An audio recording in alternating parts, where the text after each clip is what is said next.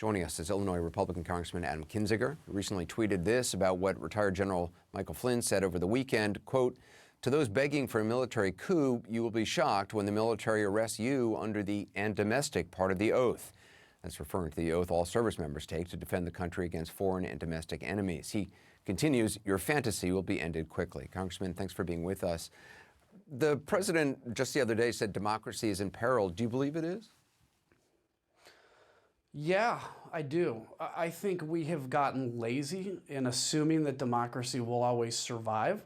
I think democracy around the globe is in a recession because when you have this advent of so much information and you don't know who to believe, and that happens with, this explosion of the internet, and you can just find whatever news source and misinformation, it becomes really easy for people to just say, I'm going to find the one person I trust, and then everything they say, I'll believe it. And well, that's the definition of authoritarianism. And I think, when you talk about things like even flirting with the idea of a coup d'etat in the United States of America, I think Michael Flynn stood up there and he wants to get applause. So he's going to tell people what they want to hear. I'm sure he actually, in some cases, maybe really believes there should be a coup d'etat. But what you're doing to people, for every leader that's elected in the Republican Party, by your silence, much less if you come out in support of that, but especially by your silence too, you're allowing people to think that this is okay. And I think anybody that's never been in combat, and I'm not going to pretend to be here, being a guy on the ground in the war. I flew in the sky.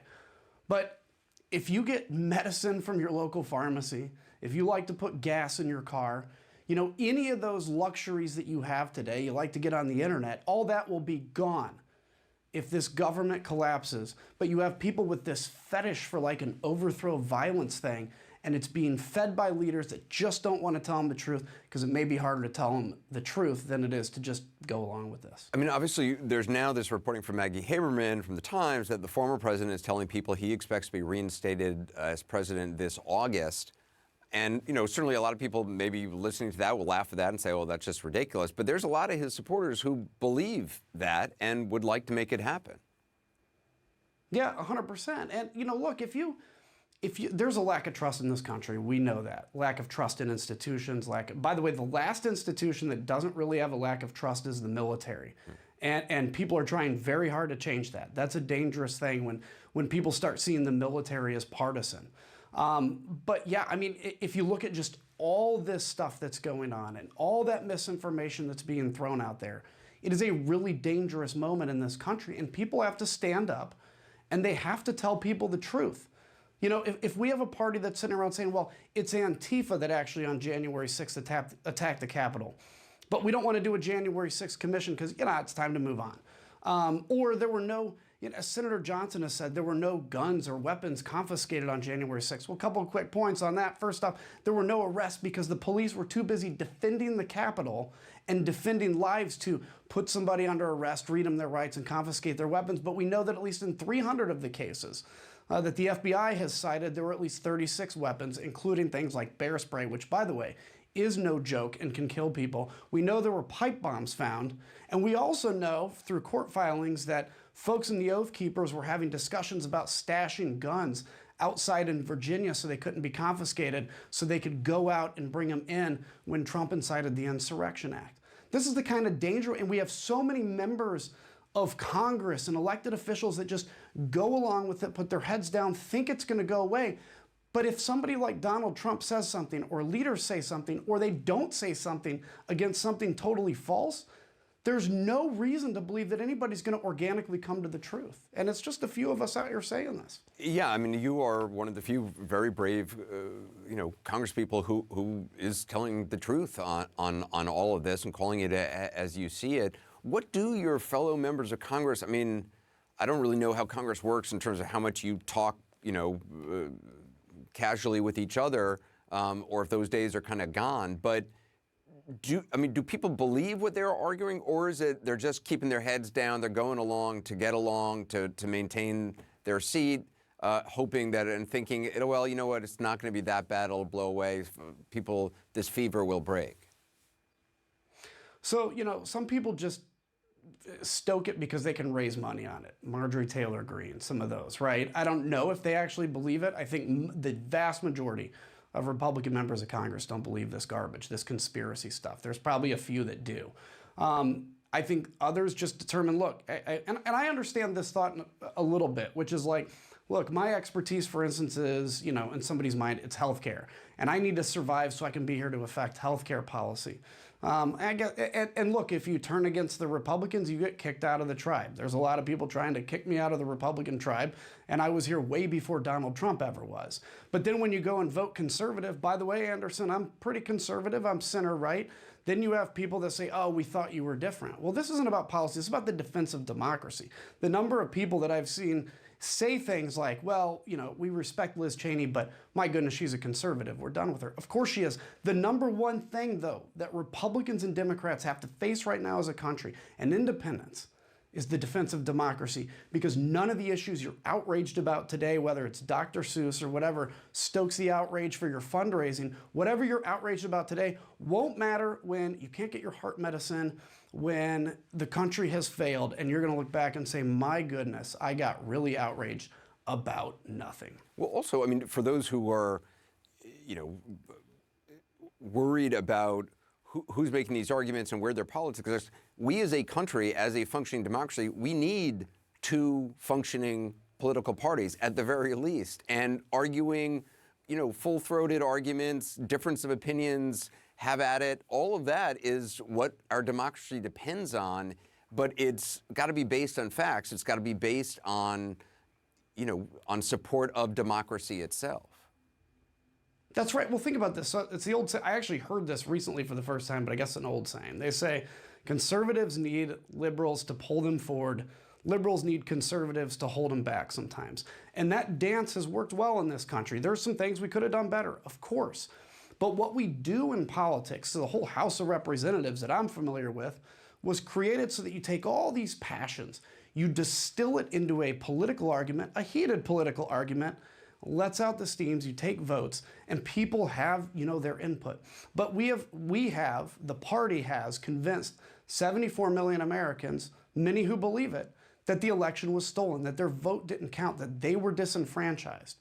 And in that process, it's impossible to not expect what happened on January 6th to happen, because we believe in a republic that we have a right to be heard and to vote.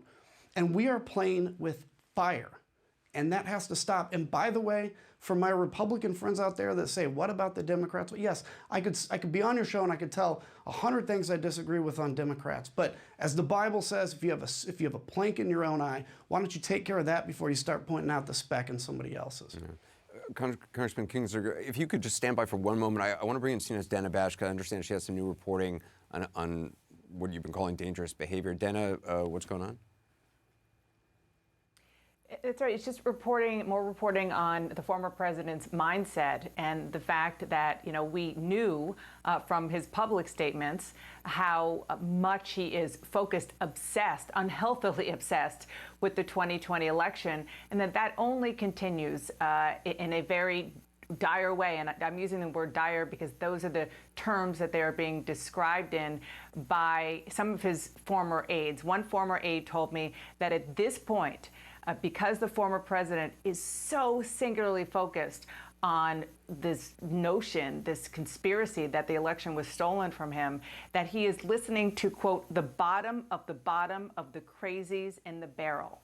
That is where he is right now. It's not that he doesn't talk to a lot of different people, some people who are trying to tell him, cut it out, focus on going forward, don't focus on the past. That is, I am told, not where he is right now. And it's interesting because we have to look ahead to this weekend, Anderson. The former president, is going to have a speech for the first time in a long time at a political convention, GOP convention in North Carolina. There's a lot of agitation, concern about how far he is going to go into these conspiracies. Because, yes, he has these statements that he puts out, but he doesn't have social media anymore. Congressman, did you anticipate the former president's power remaining, I'm talking about among, your GOP colleagues, remaining as strong as it has been? No, I didn't. Look, after January 6th, I predicted that by the summer he's persona non grata. Obviously, I'm wrong. It's pretty close to summer. But I think what happened is, a few weeks after the insurrection, frankly, Kevin McCarthy went down to Mar-a-Lago. He took the paddles, the political paddles, and he resurrected Donald Trump's politics back to life. He could have done, at the bare minimum, the Mitch McConnell, who's this guy you're speaking of, I've never heard of him thing, and we would be moving on as a party. We'd be in that process. Instead, he's been resurrected. And look, it's amazing. I guess yesterday he put out a little press release that nobody covers because it's like, you know, if you put out a press release from Mar-a-Lago and nobody's listening, did it happen? But he called people like Barbara Comstock a loser, and he called me a loser. I've never lost an election. He has. He's the only loser in that mix, and we're trying to grab onto him as if he's somehow the ticket to the future. And he is instead obsessed with the fact that he lost again at something. And instead of, in his post-presidency, taking on, I don't know, some issue that he cares about or something that we see former presidents do, he's down there obsessing about the fact that he's a loser. I'm sorry you're a loser, but you lost. You know, one of the things that you've said in the past, which I've really respected, is that, you know, there are some things more important than holding on to a job. And, you know, as much as you want to serve, if you were asked to do something that you didn't believe in, you would not continue down that road. It seems like that is such an antiquated notion now. You know, and I go back to General Flynn, who, you know, I talked to one of his former commanding officers yesterday, Spider Marks, who has no idea who this person is that is on that stage in front of a QAnon audience or a lot of QAnon folks, you know, supporting a coup. That, I mean, what he did, he had a sterling reputation while he was in the military. And I've heard that from a number of you know, of generals who I've talked to. I don't know, I cannot wrap my mind around how a person goes from that in a very short amount of time. I don't know if they need money. I don't know if they just like the applause and they want some sort of power down the road, but it's incomprehensible to me. Well, it is to me too. And, you know, fame, I guess, applause is really intoxicating. I mean, I've been in Congress now 11 years, and there's moments, particularly in the past, not so much recently, but, you know, you get attention for something and it feels good. People know who I am. And that's just a real moment I'm going to share with you. And everybody that's on TV probably has to fight that at some point. And then some people, though, will take that and in a desperate attempt to get that continual hollow reinforcement, will put their oath on the line and lie to people so that they get that. They are abusing the raw and noble patriotism, as my friend Michael Wood in Texas would say, the raw and noble patriotism of Americans. You're abusing that for your own personal sake. And listen, Anderson, we as politicians rightly, you know, get tearful on Memorial Day. We talk about how great it is that we have people that are willing to put their lives on the line for this country. Andreas O'Keefe is a buddy of mine, died a few years ago. I wear his name on my wrist all the time. If people are willing at a young age to put their life on the line for this country and we can't put our career on the line for the same thing, what's it worth? Why are you doing it, right? But if everybody just comes out and tells the truth, has differences of opinion or perspective, of course, we can fix this country. Short of that, we got some trouble. What do you think it takes to break this fever? I mean, there aren't many people standing up like you, and it's going to take more. Well, look, countryfirst.com, country1st.com. I want to focus on telling the truth, restoring conversation, the ability. I would encourage anybody watching, if you're on the left side of the political spectrum, make a friend with somebody on the right. If you're on the right, make a friend with somebody on the left. Learn their fears, right? You'll realize you have the same fears they do. Everybody is fearful of something, and that's what leads to our politics. That's a start. It is not going to come from Washington, though, Anderson. It's not going to come from a wake-up of the political class, because truthfully, it's kind of how it was written in the Constitution. The political class, especially in the House, reflects the passions of the people at that moment.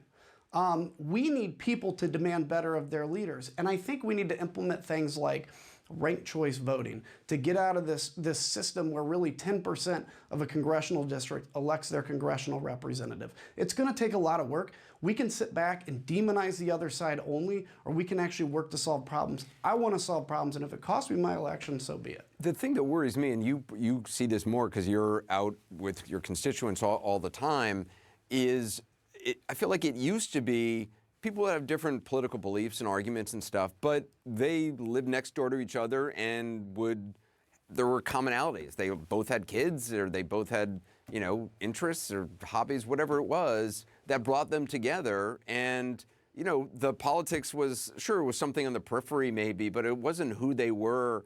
It seems like now that has become less and less. And that notion of, I don't know if more people are just identifying themselves as their politics, but that just seems to be not a great way to have a society, that we're all walking around as a representative of our politics. It just seems that's not what citizenry really is about. Well, and it's almost the curse of being the blessed country we are, right? I know there's a lot of challenges. I'm not papering over that, but you can pull out your phone. You have access to any information you want. We know we're not going to get attacked by another country. We're the leaders of the world for now. And so you have to be outraged about something. So there's people out there more than happy to reflect your fears at you about the other person, raise money on it, and they raise a ton of money on fears. If I put out an optimistic email, I'm going to raise about 1/10 of what somebody that says, give me money or Nancy Pelosi is going to destroy your family. That's the kind of stuff that has to stop. And everybody has to take ownership for themselves. I can try to just tell the truth. I can't do it alone. I need people with me.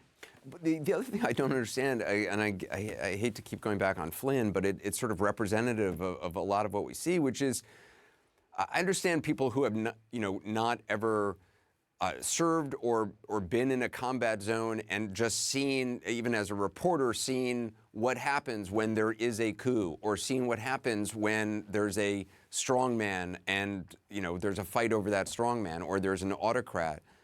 But when you've seen it up close, and particularly for service members, when you've seen it up close, that is the last thing you would want in this country, because it does not. Nobody gets out of this alive. Nobody gets out of it intact.